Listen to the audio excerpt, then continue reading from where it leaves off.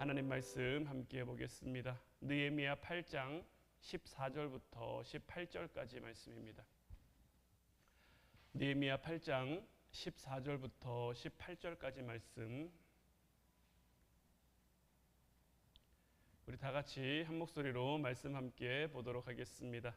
율법에 기록된 바를 본즉 여호와께서 모세를 통하여 명령하시기를 이스라엘 자손은 일곱째 달 절기에 초막에서 거할지니라 하였고, 또 일러스되 모든 성읍과 예루살렘에 공포하여 이르기를 너희는 산에 가서 감람나무 가지와 들감람나무 가지와 화석류 나무 가지와 종려나무 가지와 기타 무성한 나무 가지를 가져다가 기록한 바를 따라 초막을 지으라 하라 한지라. 백성이 이에 나가서 나뭇가지를 가져다가 혹은 지붕 위에 혹은 뜰 안에 혹은 하나님의 전뜰에 혹은 숨은 광장에 혹은 에브라임 문 광장에 초막을 짓되, 사로잡혔다가 돌아온 회중이 다 초막을 짓고 그 안에서 거하니, 눈의 아들 여호수아 때로부터 그날까지 이스라엘 자손이 이같이 행한 일이 없었으므로 이에 크게 기뻐하며 에스라는 첫날부터 끝날까지 날마다 하나님의 율법책을 낭독하고 무리가 이레 동안 절기를 지키고 여덟째 날에 규례를 따라 성회를 열었느니라. 아멘. 오늘 이 시간에는 지난 수요 기도의 시간에 이어서 크게 즐거워하는 비결이라는 제목 가지고 함께 말씀을 나누기를 원합니다. 이스라엘에는 3대 절기라고 불리는 절기가 있는데, 유월절과 오순절 그리고 초막절이 있습니다. 유월절은 우리가 잘 아는 대로 이스라엘 백성들의 출애굽을 기념하는, 하나님께서 애굽 땅에 내리신 그 마지막 10번째 재앙 가운데 모든 처음 난 것들을 하나님이 데려가셨는데, 양의 피를 집 좌우 문설주에 바른 그 집은 넘어갔다. 죽음으로부터 그들을 유월시켰다라는 그 구원의 의미를 담아 그들이 지키는 절기가 유월절이고, 오순절은 흔히 칠칠절이라고도 하고요, 또 칠칠절은 맥주절이라고도 하는데, 오순절은 성령 강림의 의미를 가지고 있는 성화의 절기이고, 초막절은 오실 예수님을 기다리는 재림의 절기입니다. 그러니까 이 이스라엘 3대 절기가 의미하는 것은 뭐냐면요, 과거의 나를 구원하신 하나님, 현재 내 삶을 은혜로 채워가시는 하나님, 앞으로의 내 삶을 이끌어 가시고 인도해 가실 그 하나님을 기대하며 소망하며 지키는 절기가 바로 이 3대 절기인 거예요. 그 가운데 오늘 말씀에 특별히 초막절에 대한 부분이 있는데, 이 초막절은 어떤 절기입니까? 이스라엘 백성들이 나뭇가지로 초막을 짓고 그 안에 온 가족이 함께 거하면서 지키는 절기였죠.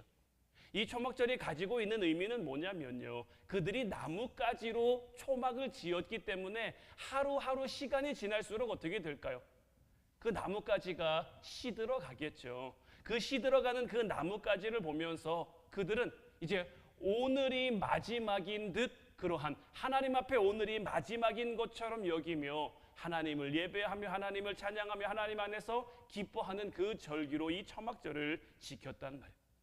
특별히 오늘 이 14절 15절 말씀을 보면 이 초막절을 그들이 어떻게 지켰는지에 대한 말씀이 나와 있는데, 율법에 기록된 바를 본즉 여호와께서 모세를 통하여 명령하시기를 이스라엘 자손은 일곱째 달 절기에 초막에서 거할지니라 하였고, 또 일러스되 모든 성읍과 예루살렘에 공포하여 이르기를 너희는 산에 가서 감람나무 가지와 들감람나무 가지와 화석류 나무 가지와 종려나무 가지와 기타 무성한 나무 가지를 가져다가 기록한 바를 따라 초막을 지으라 하라 한지라. 자, 초막을 짓는 그 재료에 대해서 설명하고 있는데, 감람나무 가지, 들감람나무 가지, 화석류 나무 가지, 종려나무 가지와 기타 무성한 나무가지란 말이에요. 감람나무는 어떤 나무입니까? 어떻게 보면 이스라엘의 대표적인 나무 가운데 하나가 바로 이 감람나무인데요, 이 감람나무는 30년 이상 자라야만 열매를 맺을 수 있다라고 해요. 또 이에 반해 들감람나무는 생긴 모양새는 감람나무랑 비슷한데 그 열매를 쓸 곳이 없는, 뭐 우리나라도 보면은 뭐 배나무가 있고 뭐 돌배나무가 있고 뭐 이제 이렇게 얘기하면서 그 돌배나무의 열매는 사실 거의 뭐 쓰는 게 없잖아요. 그런 것과 좀 비슷한 의미라고 보면 되는 것 같아요. 겉으로 생김새는 비슷한데 그것을 통해 난 열매는 아무 곳에도 쓸 데가 없는 거예요. 또 이 감람나무와 마찬가지로 종려나무 또한 이 이스라엘을 대표하는 나무 중에 하나라고 할 수 있을 텐데, 예수님이 예루살렘 성에 입성하실 때 사람들이 이 종려나무 가지를 흔들면서 예수님을 연호했었죠. 그런데 이 종려나무는요, 잎이 무성한 정말 나무다운 나무로 자라기까지 40년 이상이 걸린다라고 하고요. 그런데 또 이 나무는 120년 이상 자랄 수 있는 굉장히 좀 오래 사는 나무 가운데 또 하나다라고 해요. 이 초막을 짓는 재료 가운데 감람나무도 있고 들감람나무도 있고 뭐 화석류 나무, 이 화석류는 어떤 거냐면 가시처럼 이렇게 뾰족뾰족하게 자라 있는, 사실 나무로서의 별로 쓸모는 없는 그러한 나무가 이 화석류 나무란 말이에요. 그러니까 이 초막절에 이 초막을 지으라는 재료를 살펴보면요, 정말 나무다운, 열매도 좋고 나무도 멋진 그런 나무가 있는 반면에 전혀 그렇게 보이지 못하는 그런 나무도 있단 말이에요. 그러니까 좋은 나무나 좋지 않은 나무나 다 초막을 짓기 위한 재료로 쓰이는데, 말씀드린 것처럼 그 중에는 30년, 40년을 인내해야 결실을 맺는 나무도 있고 멋지게 자라는 나무도 있고 또 100년을 넘게 자라는 그러한 나무도 있고, 그런데 어떻습니까? 아무리 멋진 나무고 아무리 열매를 많이 맺는 나무라고 할지라도 그 가지가 꺾이면 그 가지는 어떻게 될까요? 일주일이 못 가서 다 시들어 버릴 수밖에 없는 거죠. 이를 통해 하나님이 우리에게 말씀하시는 바는 뭐냐면요, 우리가 이 땅에서요, 아무리 열매를 많이 맺어도요, 아무리 뭐 공로를 많이 세우고 아무리 좋은 일을 많이 해도 사실 다 이 나무가지와 마찬가지인 거예요. 우리가 하나님이라는 나무에 붙어 있으니까 우리를 통해 열매도 맺혀지고 우리를 통해 무언가 일도 이루어지고 역사도 이루어지고 하는 거지, 내가 잘나서 내가 대단해서 내가 괜찮아서 할 수 있는 게 아니란 말이에요. 내가 하나님의 은혜로 쓰임 받았을 뿐인 거고, 내가 하나님의 은혜로 그러한 일들을 해냈지만 결국 내가 한 것은 아무것도 없는 거예요. 그러니까 이스라엘 백성들은요, 이 초막절을 지키면서 이 초막 안에 거하면서 그들이 지은 초막의 그 나무가지가 시들어가는 그 모습을 보면서, 아, 하나님께만 모든 근거가 있구나. 이 나무들이 멋지고 화려한 나무의 가지였어도, 비록 볼품없는 그런 나무의 가지였어도 똑같이 하나님 앞에 이 초막을 짓기 위한 재료로 쓰임을 받았고, 좋은 나무의 가지든지 나쁜 나무의 가지든지 모두가 할 것 없이 다 일주일이라는 시간이 지나면 결국 다 시들어 버릴 수밖에 없는, 하나님이 은혜 주시지 않으면, 하나님이 생명 주시지 않으면 결국 꺼져버릴 등불과 같은 그런 우리네 모습이구나라는 것을 그들이 깨닫는 것이고, 그 깨달음으로 말미암아 그들이 자기의 집을 놔두고 일주일 동안 초막에 거하니 얼마나 불편했을까요? 여러분들도 뭐 여행도 다녀보시고 휴가도 다녀보시고 할 텐데, 저도 이번에 아이들하고 휴가 때 바닷가를 한번 갔거든요. 그러니까 저희 아이들하고 바닷가로 휴가를 간 거는, 해수욕장으로 이렇게 간 것은 거의 처음인 것 같아요.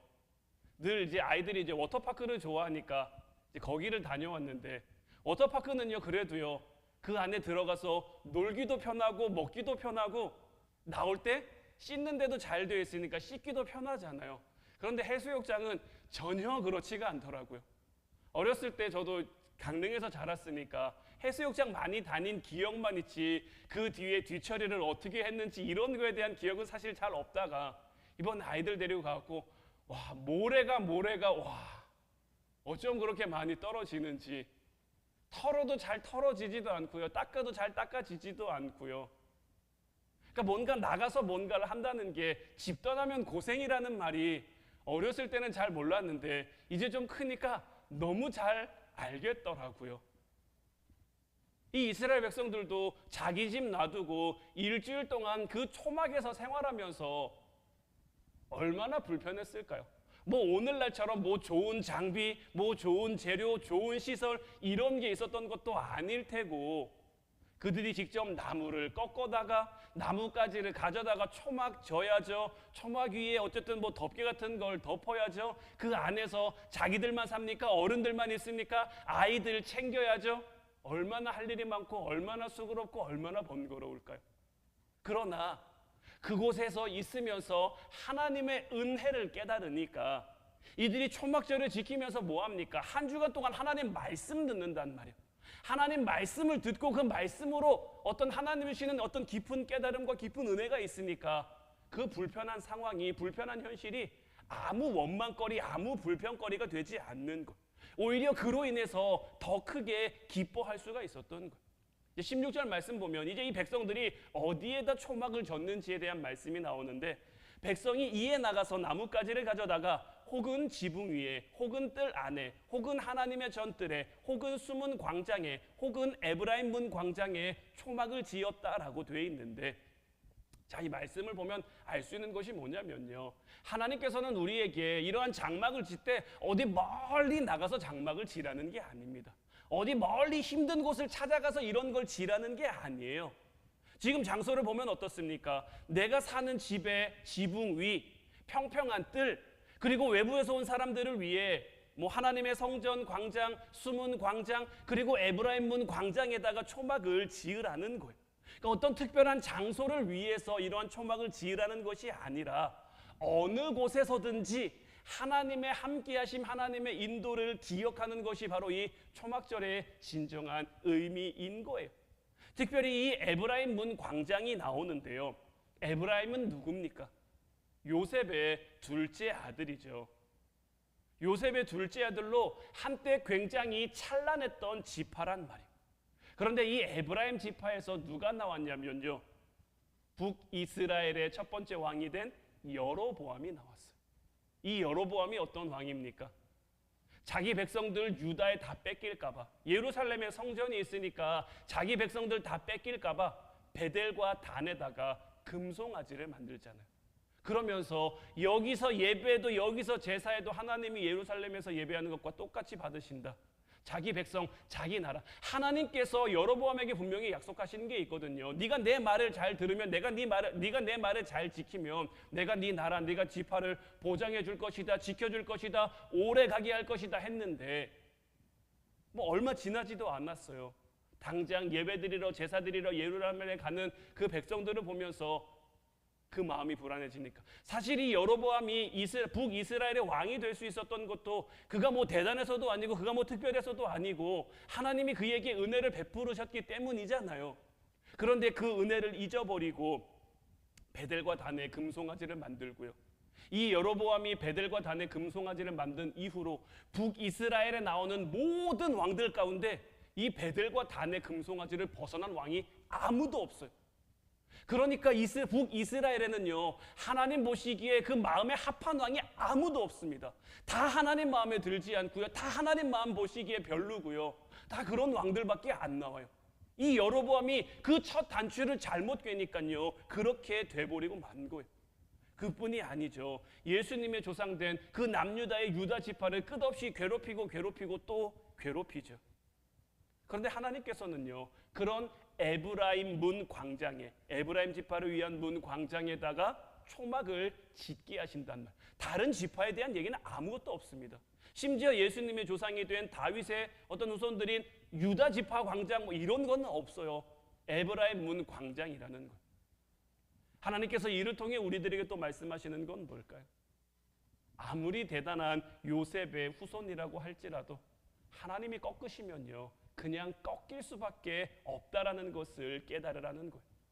그럼에도 또 하나님께서 에브라임 문 광장을 사용하시는 것은 그런 에브라임 지파라고 할지라도 하나님이 얼마든지 다시 쓰실 수 있다라는 것. 하나님이 쓰시고자 하면 쓰시는 거고요, 꺾고자 하면 꺾는 거고요. 그저 우리는 그 앞에서 어떤 말 할 것도 없는 거예요. 아무런 말 할 것도 없는 거예요. 그저 말씀에 순종하면 되는 거예요. 그러니까 우리의 삶 가운데 내가 뭐 요셉의 후손 같은, 요셉의 자손 같은 그런 대단한 지파라고 뭐 대단한 것을 가졌다고 자랑할 것도 없는 거요. 아니면 내가 아무것도 없는 너무 부족한 사람, 너무 연약한 사람, 너무 모자란 사람이라고 해도 하나님이 쓰시고자 하면 쓰실 것이기 때문에 위축되거나 주눅을 것도 없는 거예요. 이것을 깨닫는 것이 바로 이 초막절을 통해서 하나님이 우리에게 주시는 이 신앙의 모습인 거란 말이에요. 성경을 보면요, 이 초막을 지을 재료, 장소가 이미 다 나와 있죠. 어떤 걸로 초막을 짓고 어디에다가 이 초막을 위한 것을 짓고, 그러니까 초막을 짓고 그 안에 거하면서 사는 것이 어떤 것인지 오늘 말씀을 보면 그 답을 우리가 알 수 있는데, 앞서 말씀드린 것처럼 유용한 열매를 맺는 그 감람나무도, 아무런 열매 쓸 데가 없는 그러한 들감람나무도 모두가 다 초막을 위한 재료로 사용되고 있죠. 뭐 상황과 형편에 따라서 자기 집 지붕 위에다가 초막을 짓는 사람도 있고, 뭐 광장에다 집을 짓는 사람도 있고, 그냥 저마다의 형편대로 주어진 상황 가운데서 하나님 말씀에 순종하며 하나님 말씀을 따라 살아가고 있는 거예요. 그러니까 이 모든 것은요, 어떤 옳고 그름의 문제가 아닙니다. 어떤 자기의 기준을 가지고 뭐 이렇다 저렇다 판단할 것도 없고요, 뭐 자기의 어떤 생각을 가지고 이렇다 저렇다 뭐 이렇게 할 것도 없는 거예요. 그죠?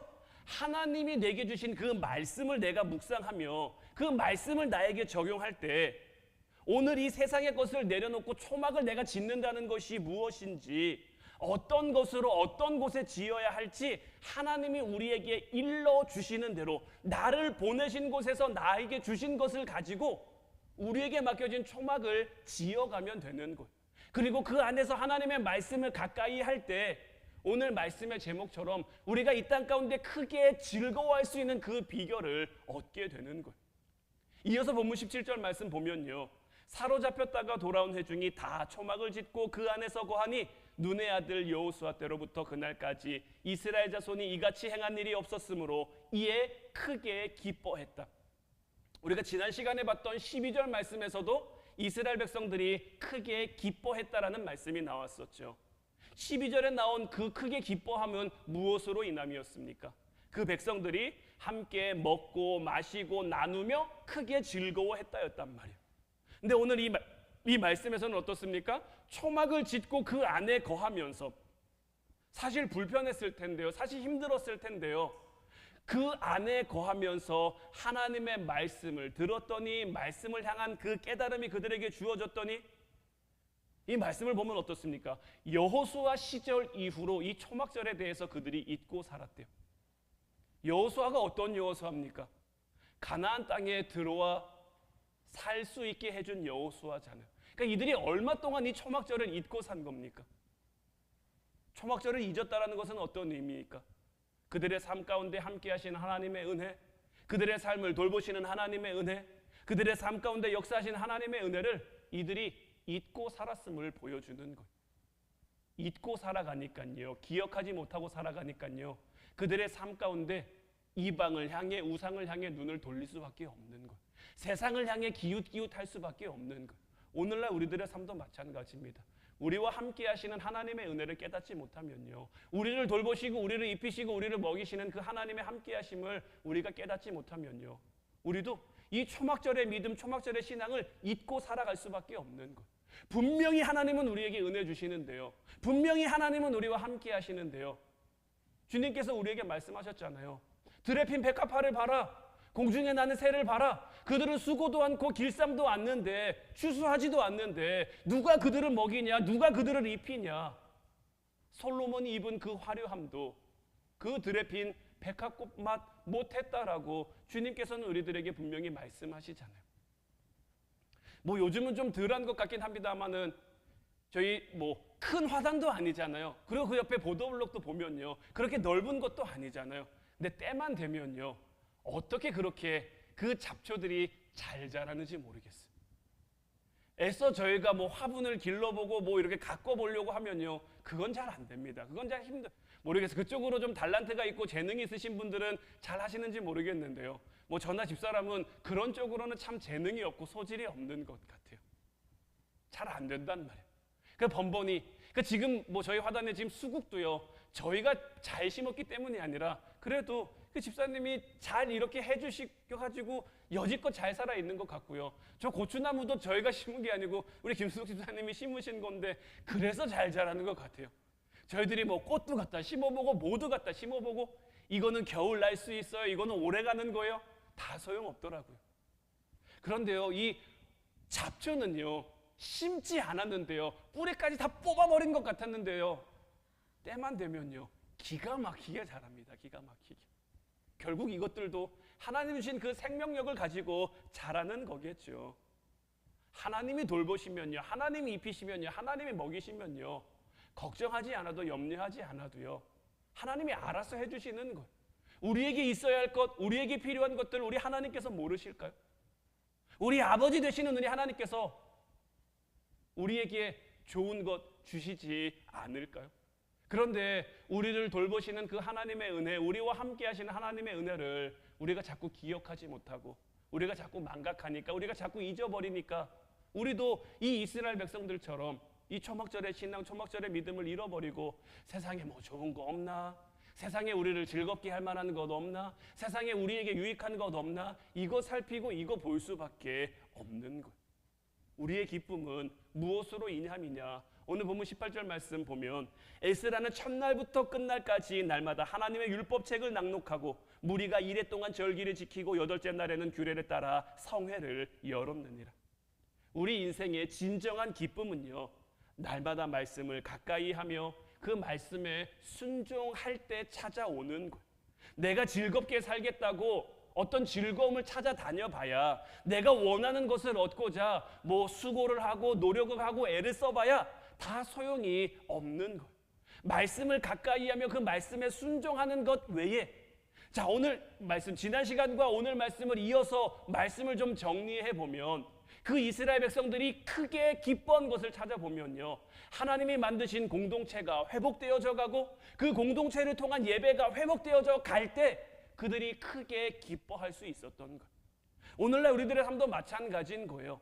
하나님이 만드신 공동체 두 가지가 있죠. 우리의 가정과 교회인데 우리의 가정과 교회가 하나님이 원하시는 그 공동체의 모습으로 회복되어져 가고 하나님이 원하시는 그 모습으로 회복된 그 공동체가 하나님을 예배하며 하나님을 찬양할 때 하나님이 주시는 그 큰 기쁨을 이 땅 가운데 누리며 살아갈 수 있는 거예요.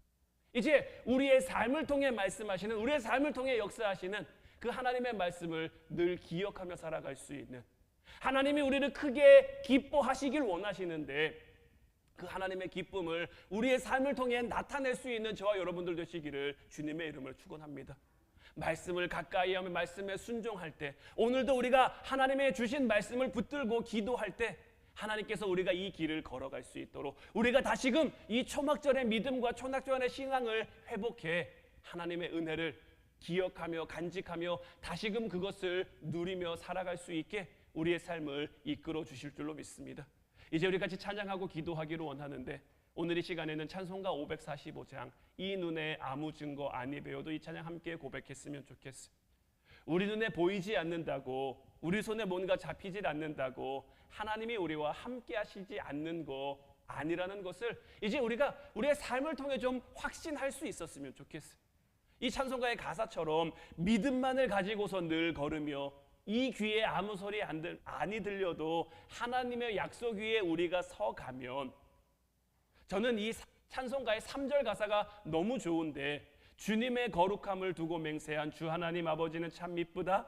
그 귀한 모든 약속 믿는 자에게 능치 못할 무슨 일이 있을까? 여러분들이 가지고 있는 기도의 제목들, 간구들, 소원들, 우리가 하나님의 약속을 믿고 살아간다면, 우리 하나님의 미쁘심과 그 선하심과 인자하심을 우리가 확신하며 살아간다면 우리의 삶 가운데 믿는 자에게 능치 못함이 없다라고 말씀하신 그 주님의 말씀이 이루어질 줄로 믿어요. 이제 그러니 이 찬송가의 후렴 가사처럼 걸어가세 믿음 위에 서서 나가세 의심 버리고 걸어가세 믿음 위에 서서, 때로는 내 눈에 보이지 않고 때로는 내 귀에 들리지 않아도 그 보이지 않는 하나님이 나를 붙들고 계시며 나와 함께하고 계신다는 이제 그 믿음의 확신 가지고 내가 살아가게 하옵소서. 우리 함께 찬양하고 기도하도록 하겠습니다.